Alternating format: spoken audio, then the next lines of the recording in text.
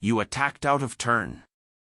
Nigel held his bleeding nose and scowled at the assassin's leader.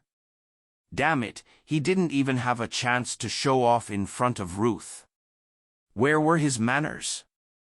It's your fault for getting distracted in battle. Are you tired of living? The leader sneered. Scumbag, you are getting on my nerves. I'll give you one last chance to kneel and beg for mercy, otherwise I will roundhouse kick you in the arse. Nigel glared at him viciously. As he threatened, Nigel leaped into the air and did a somersault, looking quite impressive. Arrogant fool. The assassin's leader's eyes were cold as he and his remaining men rushed toward Nigel at once.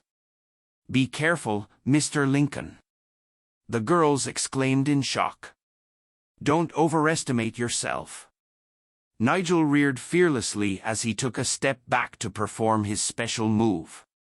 He spun around like a spinning top, attacking the assassins ferociously.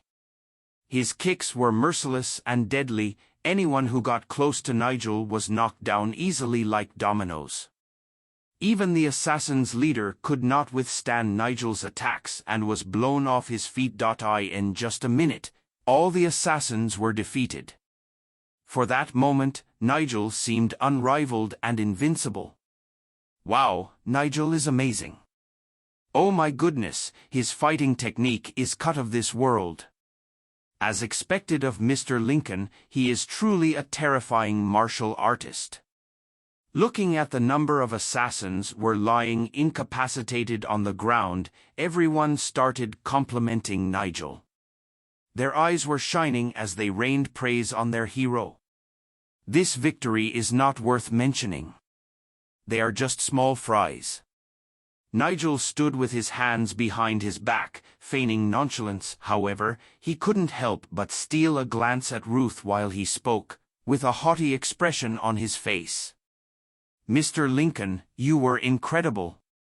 You make all of us feel safe just by having you around. Any girl would be lucky to have you as a boyfriend. The girl in yellow held her hands to her chest, looking up at Nigel with admiration. You're flattering me. Nigel smiled modestly. It's only natural for a man to protect a woman. I'm not like some coward who hides at the back and relies on women for protection. That's really pathetic. Nigel looked at Dustin intentionally to prove his point. Hey, you. Can't you have a sharp tongue? Why are you not saying anything now? Are you dumb? The girl in yellow sneered, her face full of disdain. If you ask me, someone here is all talk and no action. Most of the time, he is as arrogant as a peacock. However, when things go wrong, he is the first person to flee. Ruth, now it's obvious which choice is better, right? If it weren't for Mr. Lincoln, we wouldn't have been able to fight against these vicious people. That's right. When looking for a boyfriend, we should find a real man like Mr. Lincoln. As for the guy next to you, you should forget about him. What's the use of having a cowardly and timid man around? At that moment, everyone was gossiping about the two of them. Nigel proved his bravery and strength, while Dustin did nothing like a coward. Comparing the two, it was clear who was better.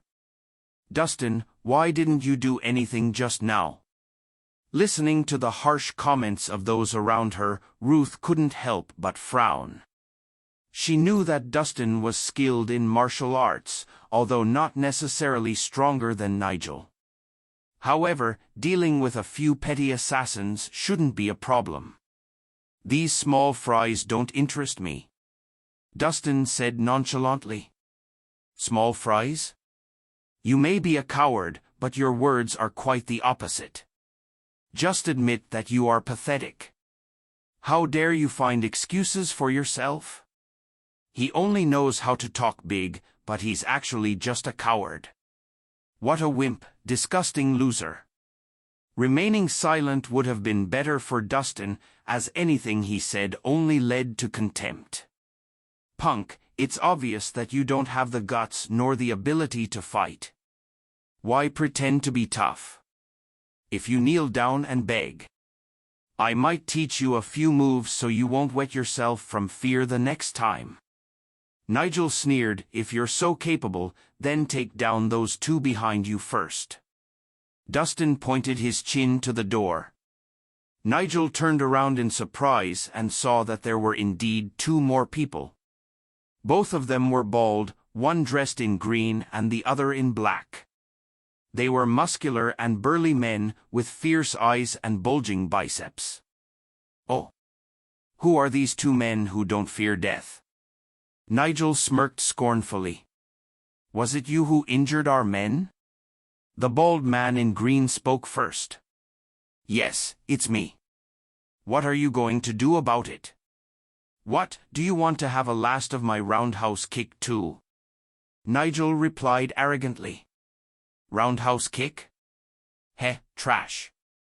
The green baldy sneered. "Fool! How dare you look down on me? Today, I'll let you witness my special move, the whirlwind kick." As Nigel spoke, he leaped into the air. Whirling around, he kicked up a fierce tornado that looked very impressive. The girls around him were dazzled by his moves. "Mr. Lincoln, go for it. Take them down." Full of admiration, they cheered Nigel on. Gathering his strength, Nigel smashed a powerful blow into the bald man's skull. A muffled sound was heard. However, the bald man in green was unscathed by the attack. He didn't even move a muscle, just slightly tilted his head. On the other hand, Nigel's bones were fractured, and his whole body went numb. "You dash." Nigel was stunned, his face full of disbelief. Even when he attacked using his full power, he still couldn't break his opponent's defense. In contrast, his leg was shattered by the reaction force. What kind of monster was this that popped out of nowhere? Whirlwind kick. Is that all? The bald man in green sneered and grabbed Nigel's leg. He flung Nigel up into the air, smashing into the ceiling. After that, his body fell to the ground, flattened like a mere bug. Before Nigel could get up, a deafening sound was heard as the bald man slammed Nigel's face deeper into the ground, causing the floor to crack. Blood spurted out from his mouth and nose, and he couldn't even scream in agony. His body was severely injured, with countless fractures all over. "You're not even worth my time." The bald man in green sneered with an expression of disdain. When they saw Nigel lying motionless on the ground, everyone was stunned. Their eyes widened in shock.